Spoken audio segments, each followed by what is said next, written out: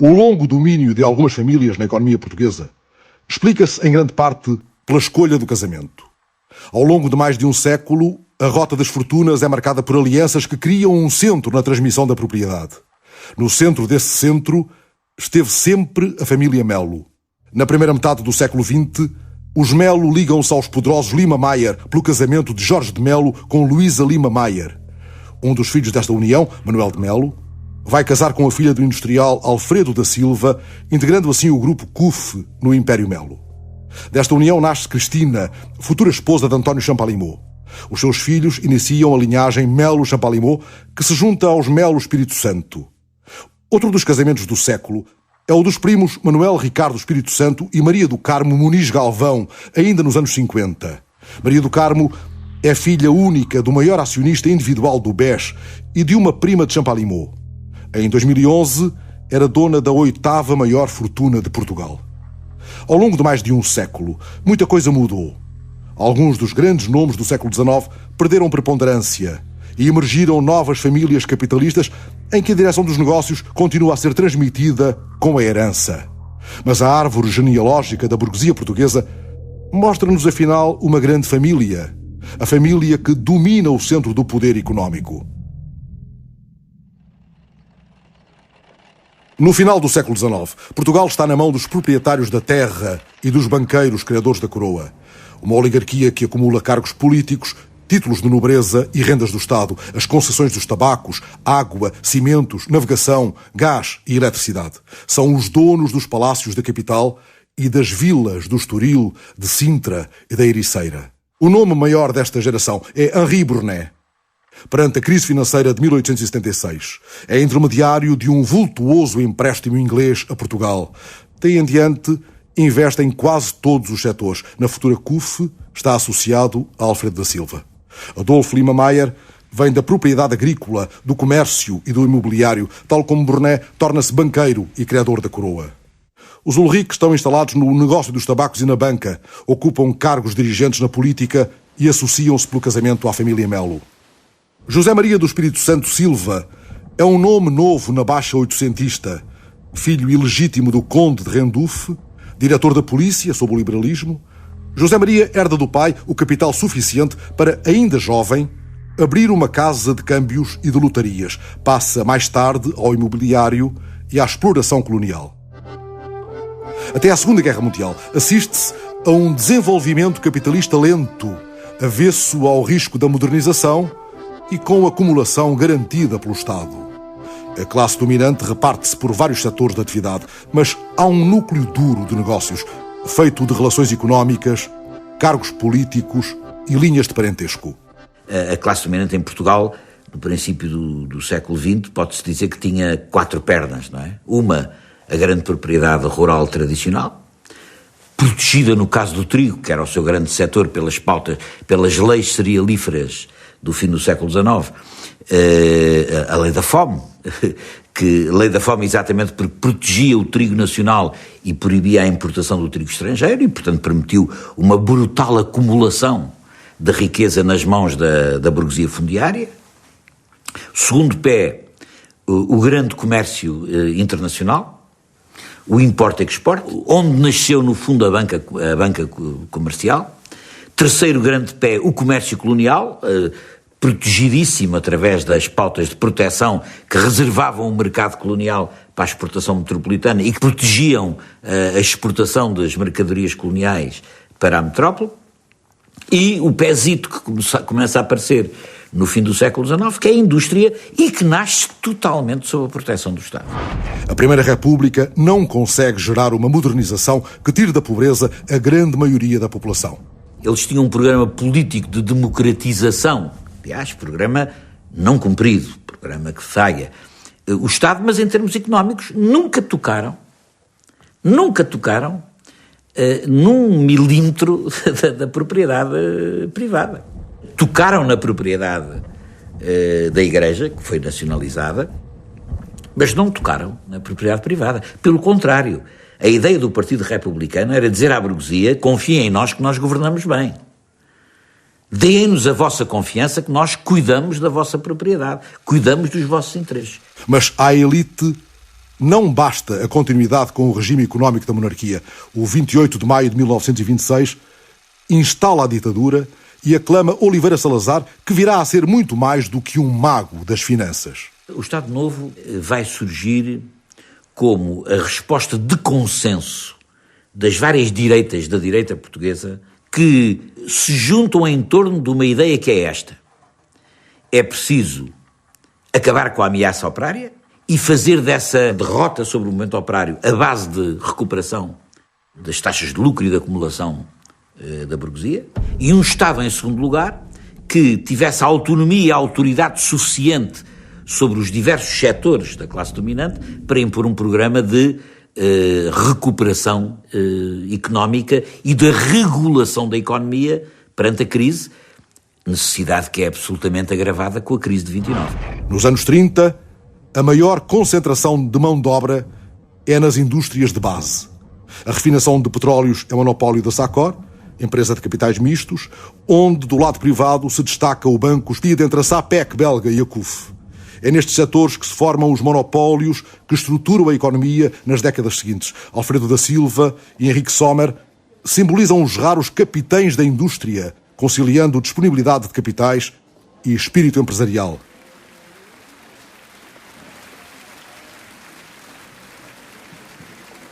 Henrique Sommer tem investimentos concentrados na indústria cimenteira. Obras públicas, estradas e infraestruturas do Estado serão o seu negócio. Adere à Legião Portuguesa e cultiva boas relações na ditadura. O seu herdeiro será António Champalimau. Alfredo da Silva vem de uma família rica de comerciantes da capital. Aos 21 anos já dirige a Aliança Fabril. A fábrica de sabões é comprada pela CUF, de Henri Bournet, e Alfredo da Silva entra na administração do grupo que acabará por liderar. Desempenha diversos cargos políticos, sempre ao serviço de posições autoritárias, de João Franco a Sidónio Pais e ao Estado Novo. Depois de adquirir o Banco Tota, a CUF é atingida pela crise financeira de 1929. Salazar mobiliza a banca pública para resgatar Alfredo da Silva e é assim que a CUF chega aos anos 30. Além dos adubos, domina a atividade portuária, a construção naval e a transformação de tabaco. Sob a proteção do regime, vai tornar-se o maior potentado económico do país com escala internacional. O regime tem duas características, é que de um lado cria grupos industriais e do outro lado mantém uma ganga de pequenas atividades obsoletas, mas que são mantidas. São mantidas como? São mantidas como base social do regime. São mantidas através de dois instrumentos fundamentais. Um é o condicionamento industrial, que é uma coisa quase surrealista, quer dizer, visto aos olhos de hoje, porque significa que tu não podes, não é só abrir uma nova indústria, não podes mexer em nada de essencial na tua empresa, meter uma máquina nova, mudar um turno de trabalho, recrutar mais trabalhadores, despedir. Não podes fazer nada de relevante, desde a criação da empresa, provavelmente até à modificação do seu funcionamento, sem autorização do Estado. Em segundo lugar, a cartelização corporativa, que é a formação de uma espécie de disciplina setorial corporativa, organizada ou pelos grêmios patronais ou pelos organismos de coordenação económica, numa economia que é completamente regulada.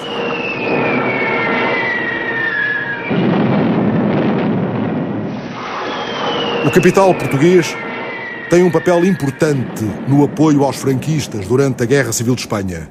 O empresário Manuel Bulhosa afirma ter negociado com o próprio Franco os fornecimentos de combustível da Sonap para os aviões alemães ao serviço do golpe. Alfredo da Silva fornece navios para o transporte de tropas, armas e mercadorias. Jorge Botelho Muniz, quadro da CUF e criador do Rádio Clube, recruta voluntários para o lado franquista.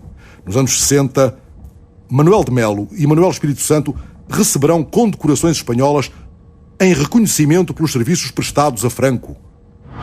Perante a Segunda Guerra Mundial, a elite vai beneficiar amplamente com a neutralidade do Estado português. Pela única vez em todo o século XX, o país exporta mais do que importa. Na posse de largas reservas de ouro e divisas, a ditadura lança-se no planeamento da modernização económica. Os bancos são quem mais ganha com a guerra. O nascimento do BPA, em 1942, liga-se à necessidade de separar a casa bancária de Cupertino Miranda dos seus negócios de exportação, já incluídos na lista negra dos aliados pelas ligações alemãs. Entre os grandes bancos de Lisboa, o BES conquista a liderança. Em 1936, o banco é procurador do Estado nazi no fornecimento de armas ao governo de Portugal. A Alemanha ultrapassa pela primeira vez a Inglaterra nas importações portuguesas. O Banco de Ricardo Espírito Santo vai de vento em popa. Durante o conflito mundial, duplicam as aplicações do banco noutras empresas e quadriplica o valor das suas ações. Mas as ligações do Espírito Santo aos alemães vão mais longe. É na casa da família, em Cascais, que se hospeda o Duque de Windsor, o rei inglês que abdicou do trono. A explicação pública foi o casamento com uma mulher divorciada, mas é também certo que o seu alinhamento com o nazismo preocupava a elite britânica. O plano de Hitler era instalar Edward no trono de uma futura Inglaterra ocupada. Para isso, pretendia que o Duque se mantivesse fora de território inglês. Nesse processo, Ricardo Espírito Santo é intermediário da Alemanha junto do Duque. Mas as diligências do banqueiro fracassam, Windsor acaba por seguir as ordens de Churchill e instalar-se nas Bahamas britânicas. Estas movimentações são seguidas de perto por Salazar, que cultiva com o Ricardo Espírito Santo uma amizade única. Reúnem-se aos domingos e correspondem-se regularmente. Quando o banqueiro morre, em 1955, Salazar, sempre avesso a cerimónias privadas, comparece no funeral.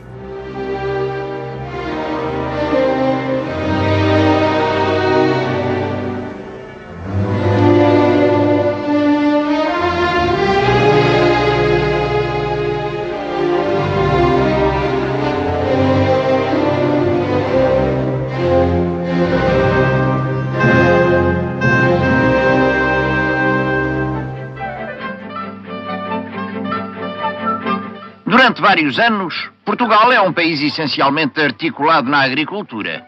Este estado de coisas tende a evoluir, ainda que lentamente, quando entra em marcha o processo da eletrificação.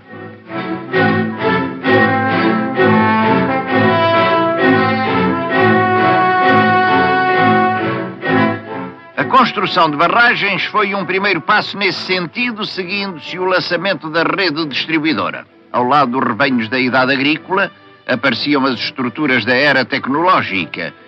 Em 1960, Portugal vive o maior atraso da sua história em relação à média da Europa desenvolvida.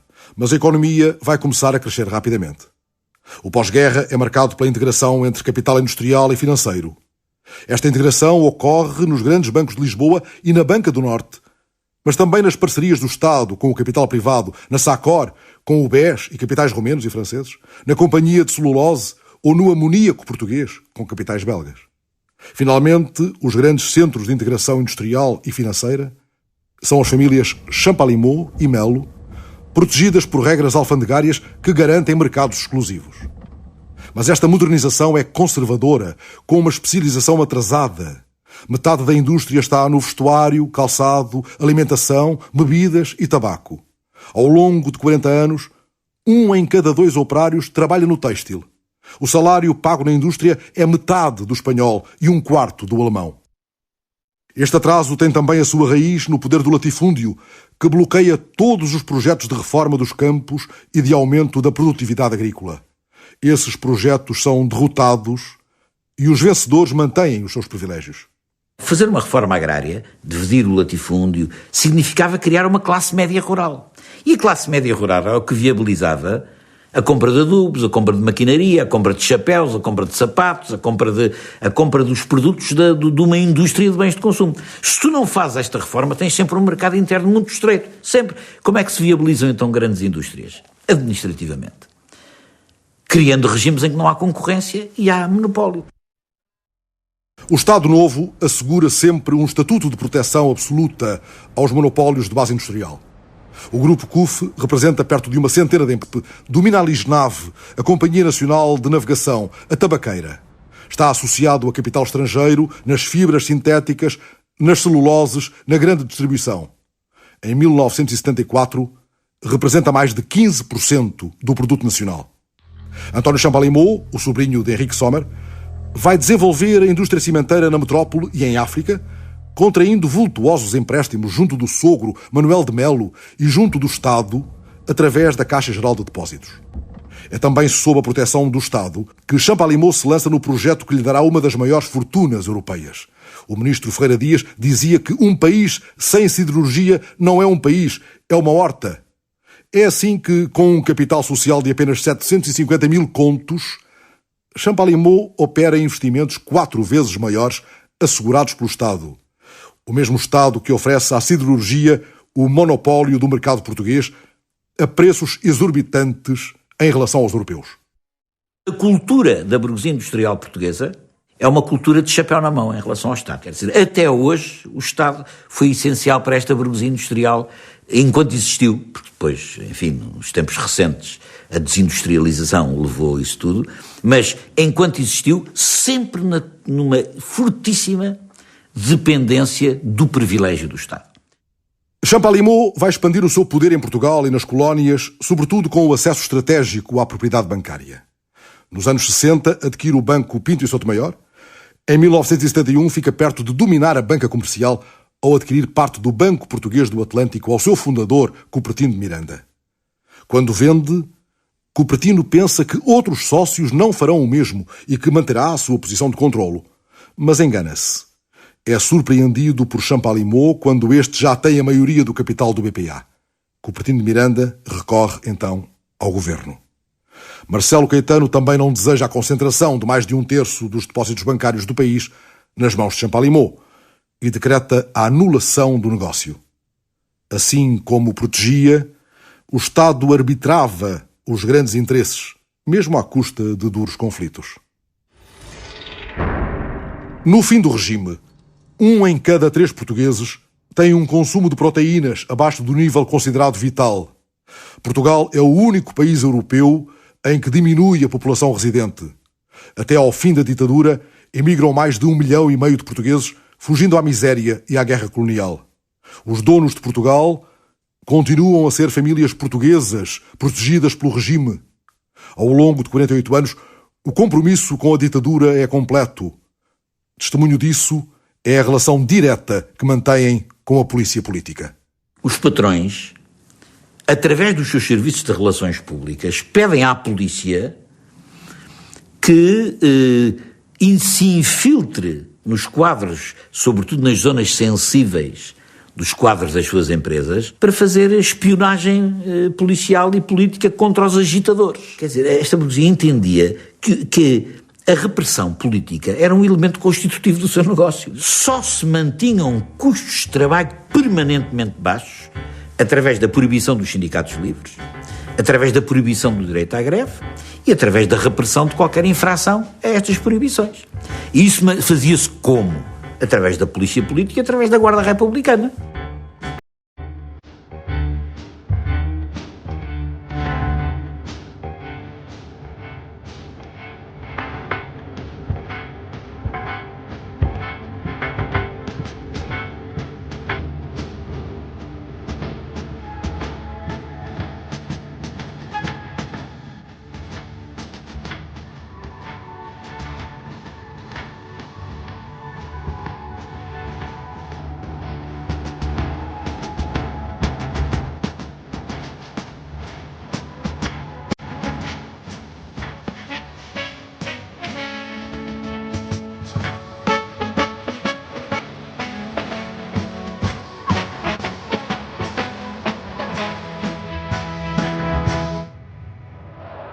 As nacionalizações entregam ao Estado cerca de 250 empresas, mas estas eram proprietárias de muitas outras. A escolha é, então, concentrar. O setor público nunca ultrapassa 1/3 do investimento e fica abaixo de 7% do emprego. Mas a concentração cria dimensão e escala, tornando-se numa vantagem futura para os grupos económicos que voltarão a dominar estes setores. As privatizações partiram dessas empresas, foram ser grandes empresas que foram privatizadas, o que permitiu também uma rápida reconstituição dos grandes grupos económicos, porque assentaram não numa multiplicidade de empresas que existia antes do 25 de Abril, embora muitas vezes pertencendo ao mesmo grupo, mas já tendo como base uma base económica muito maior, que eram essas grandes empresas, e isso foi o que sucedeu. A situação complica-se para muitos dos dirigentes de topo dos grupos económicos apostados em Spínola e no golpe de 11 de março de 1975. 3 dias depois, o governo do PSD, PS e PCP decide a nacionalização da banca.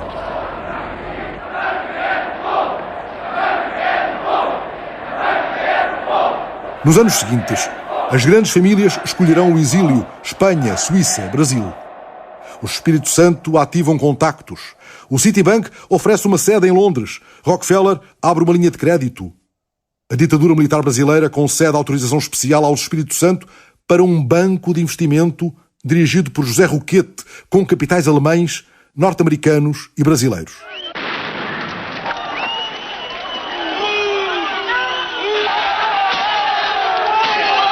Tal como os Espírito Santo e Bulhosa, Champalimaud está ligado à rede clandestina do MDLP que ataca organizações de esquerda.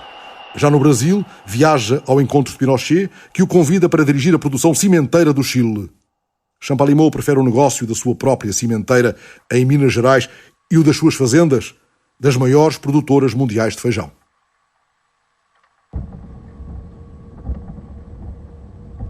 A partir da revisão constitucional de 1982, Mário Soares e o Bloco Central abrem os setores estratégicos à concorrência privada.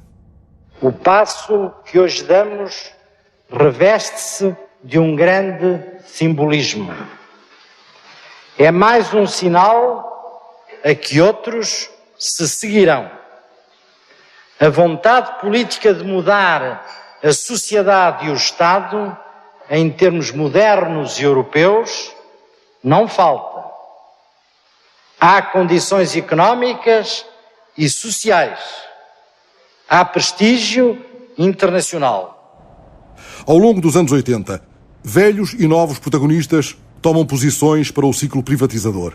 Com a adesão à CEE, o Estado ganha nova centralidade ao tornar-se pivô de enormes financiamentos comunitários. O mercado bolsista afirma-se. Só entre 1987 e 89 são criadas mais de 300 sociedades financeiras. O que era irreversível em 1975 vai deixar de o ser. As empresas nacionalizadas no 11 de março vão poder ser integralmente privatizadas, de acordo com o que foi hoje aprovado no Conselho de Ministros.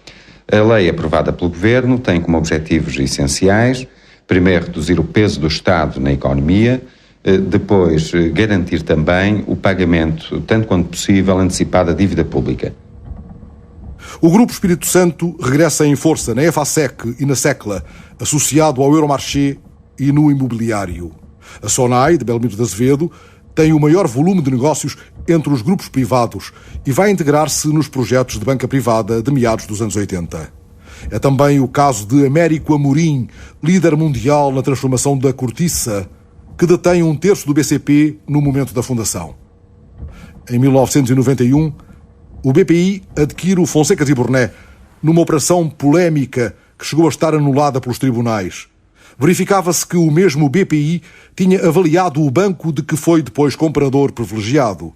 Já sob o governo Guterres, o BPI adquire mais 2 bancos. Nas nacionalizações, Manuel Bulhosa perdera a Sonap e o crédito predial português. Daí em diante, fará as suas maiores aplicações no estrangeiro. Mas na viragem do século, ainda está entre as 4 maiores fortunas portuguesas.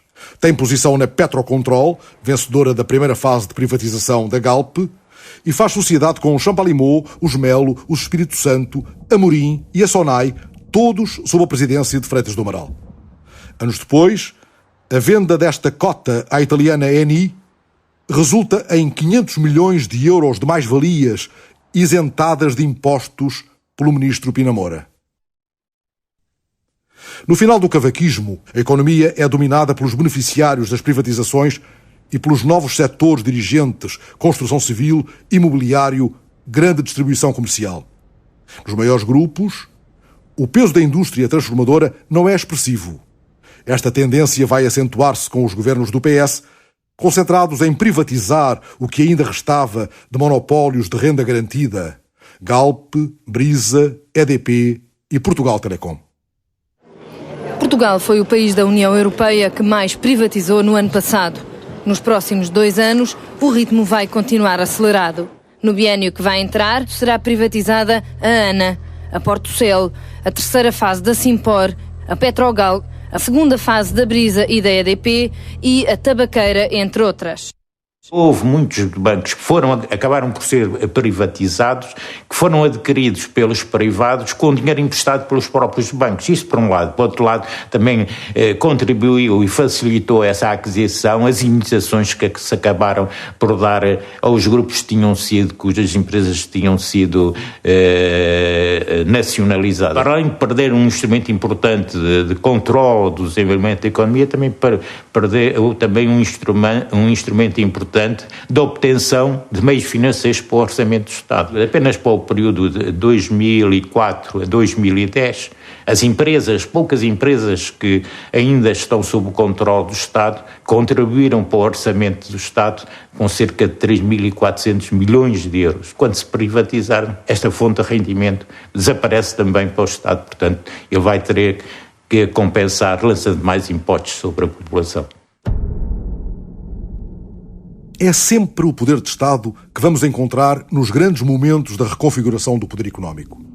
A parceria histórica do Grupo Espírito Santo com o Crédit Agricole nasce em 1986, quando este era ainda um banco mutualista com a administração nomeada pelo governo francês.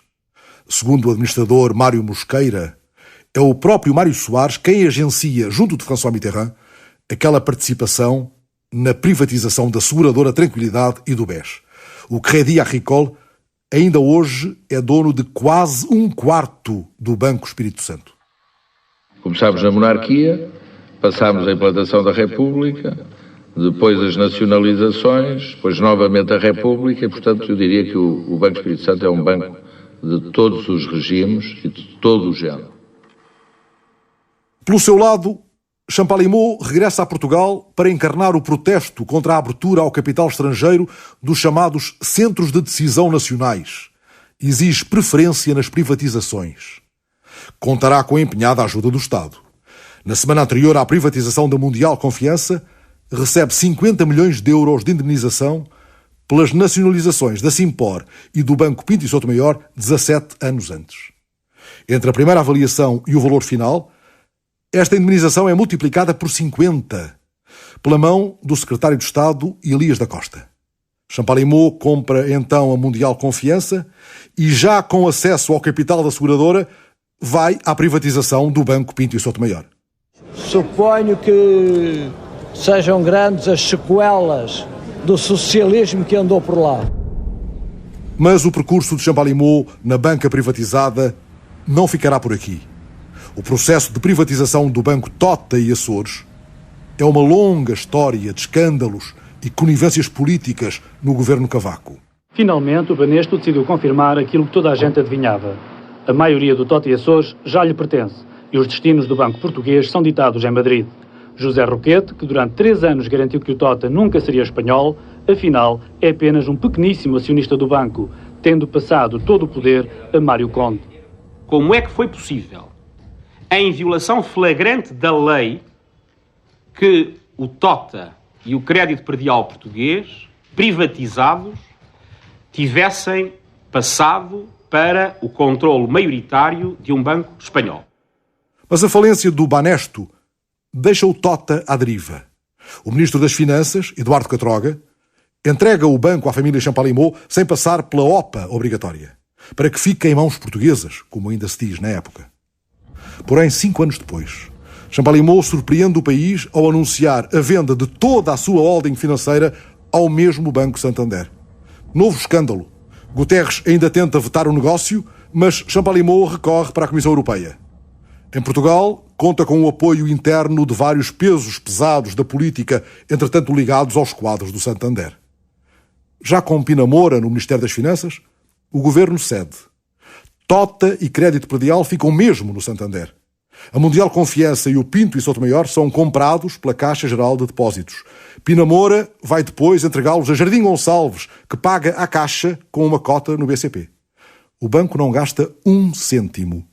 Ganha dimensão e recebe um acionista sólido, o Estado.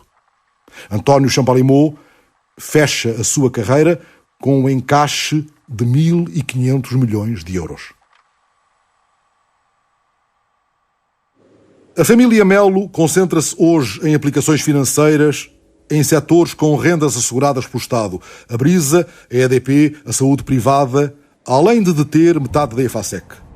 Sempre rodeado de figuras políticas de primeiro plano, José Manuel de Melo detinha no início do novo século uma fortuna correspondente a 2% do PIB nacional. Mas esta fortuna foi reconstruída de mão dada com o Estado ao longo dos últimos 20 anos. Reorganizado logo nos anos 80, o grupo aposta na indústria alimentar. No início da década de 90, os Melo são indemnizados pelas nacionalizações. Do Estado recebem também vultuosos empréstimos através da banca pública para comprarem a Sociedade Financeira Portuguesa e a Bonança. Mas para esses negócios, a família procura sedes abrigadas do fisco português. É uma empresa especificamente criada para participar nesta privatização. Em que país? Na Irlanda. O grupo entra depois para a privatização da tabaqueira. Da União de Bancos Portugueses, privatizada, forma-se o Banco Melo. Tal como os seguros Império, o Banco Melo acabará integrado no BCP.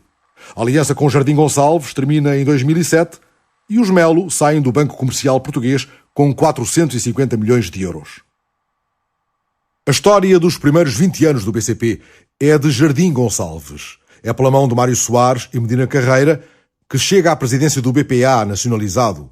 Ali prepara a criação de um novo banco privado, o BCP, levando para a nova instituição quadros bancários e muitos clientes.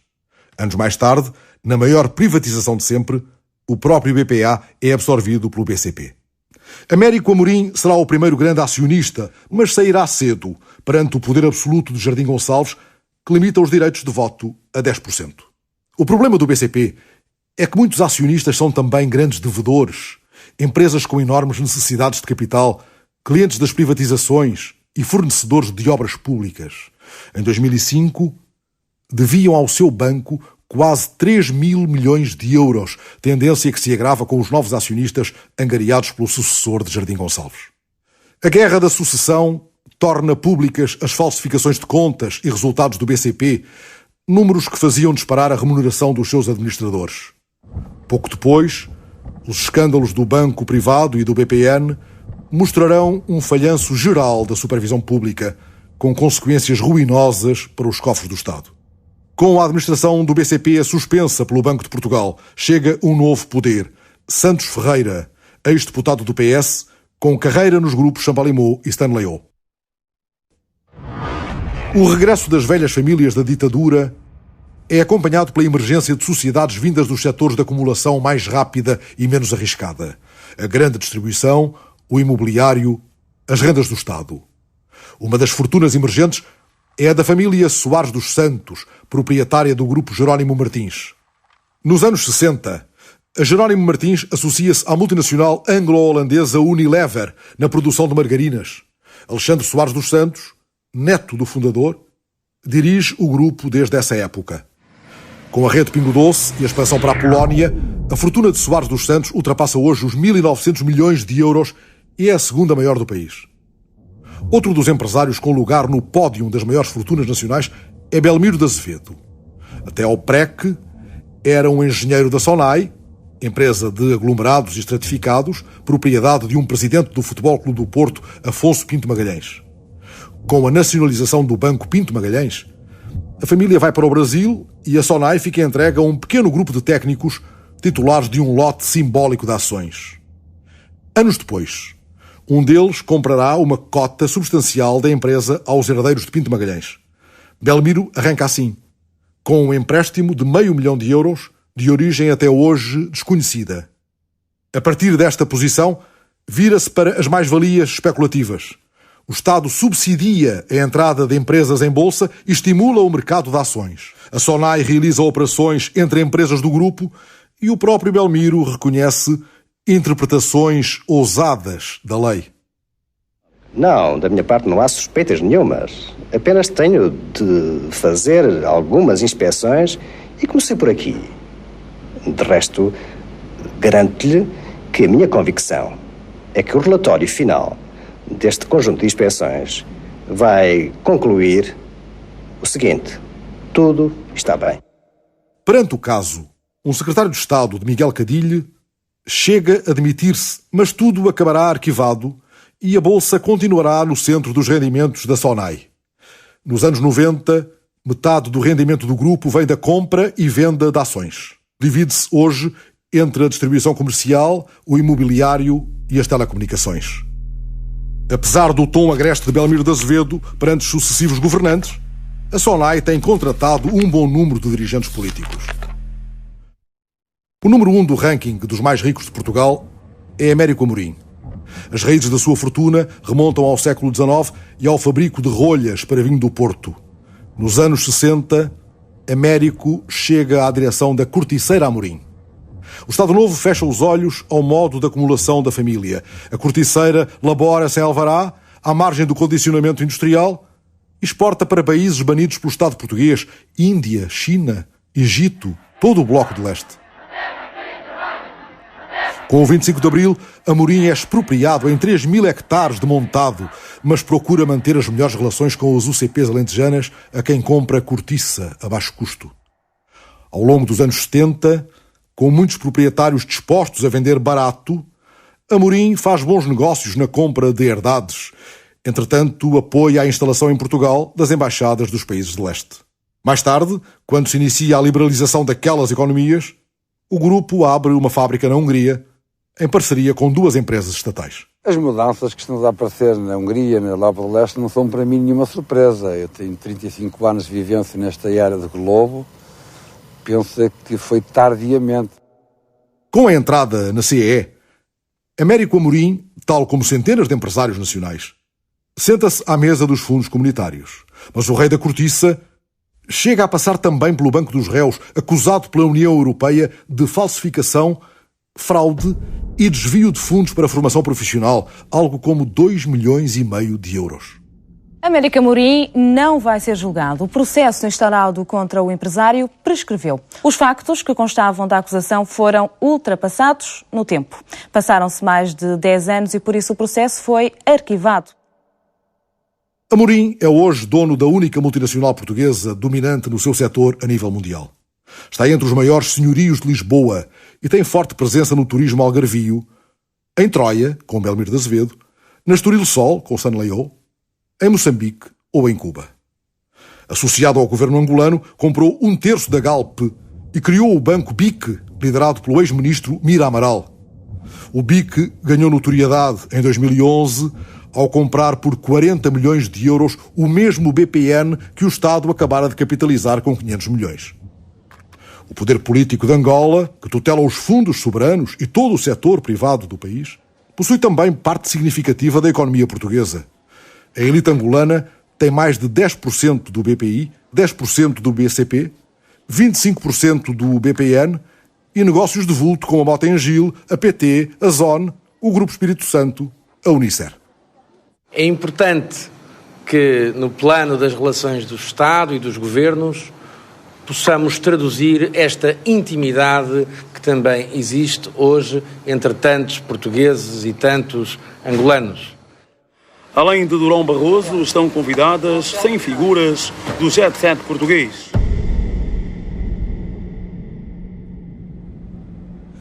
A afirmação destes velhos e novos grupos económicos continua a passar pela arbitragem e pelo equilíbrio de influências a partir do Estado. Entre política e negócios, o trânsito é permanente e muito intenso. Os gabinetes ministeriais das finanças, obras públicas, emprego, economia, são regularmente ponto de chegada para altos quadros dos grupos económicos ou ponto de partida para carreiras bem remuneradas nas administrações. Em alguns destes casos, o lugar no Ministério é hoje trampolim para uma vertiginosa ascensão social através de remunerações com que muitos quadros partidários nunca sonharam, nem no partido, nem nas suas profissões anteriores.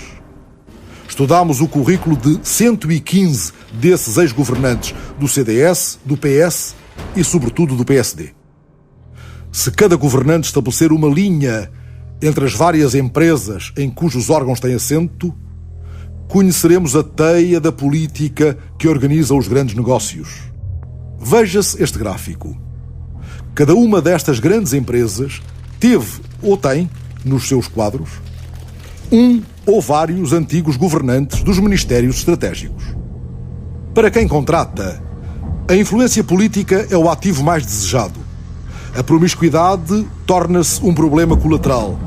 Quem dirigiu a privatização passa a dirigir o que privatizou. Quem adjudicou a obra pública passa a liderar a construtora escolhida. Quem negociou pelo Estado a parceria público-privado passa a gerir a renda que antes atribuiu. Ou vice-versa. No Estado Novo, a elite política do país era muito pequena. E, portanto, a circulação entre os negócios, entre a companhia de seguros, o banco, a sociedade industrial, a empresa de importa e que exporta, a companhia colonial, a companhia de transportes e o lugar no governo, o lugar no aparelho de Estado, é total. E isso é uma constante desde sempre. A característica no Estado Novo é que isto era um mundo a que era muito difícil de aceder. A corrupção é uma espécie de subproduto da hegemonia do capital financeiro sobre o Estado, que hoje é uma coisa absolutamente clara. O Estado foi o construtor da burguesia, até que um dia, como no célebre conto do aprendiz do feiticeiro, o aprendiz tomou conta do feiticeiro.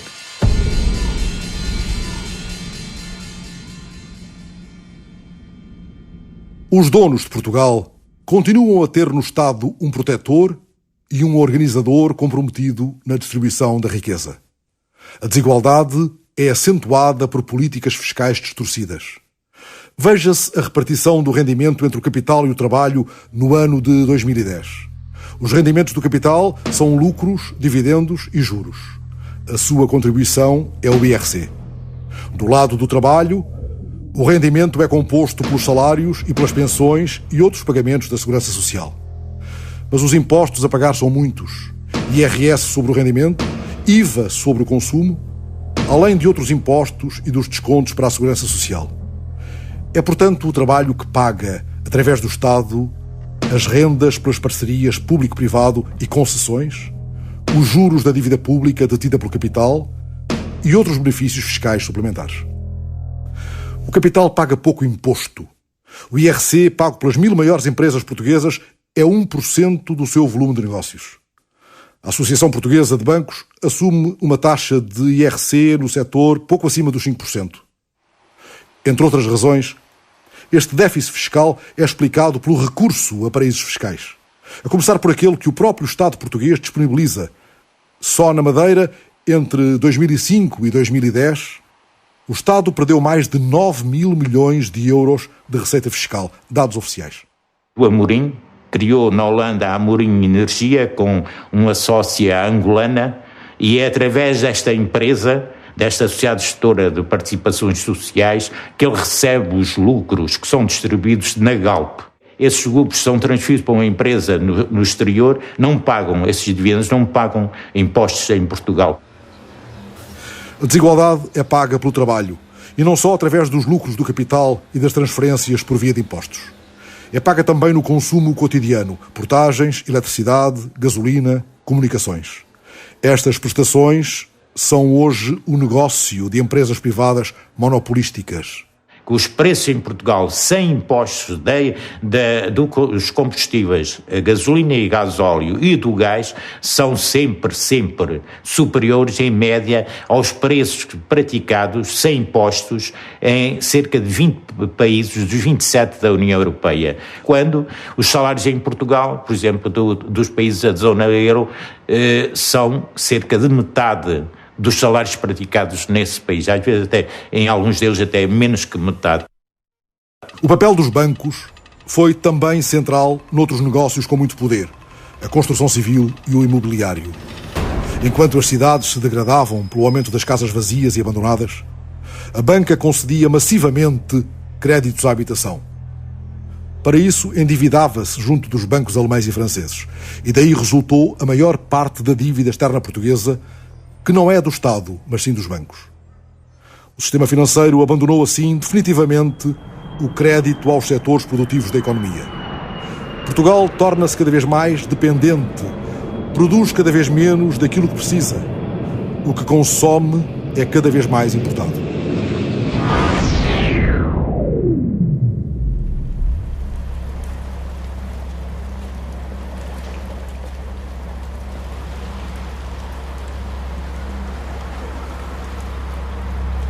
Com a crise financeira internacional, este castelo de dívidas desmorona-se. O desemprego gera despesa social e diminui a cobrança fiscal. Os impostos sobre o consumo geram pobreza e contraem a produção. Os serviços públicos degradam-se rapidamente. As perdas dos bancos privados são socializadas. Sob o regime da dívida, a própria democracia política é ameaçada.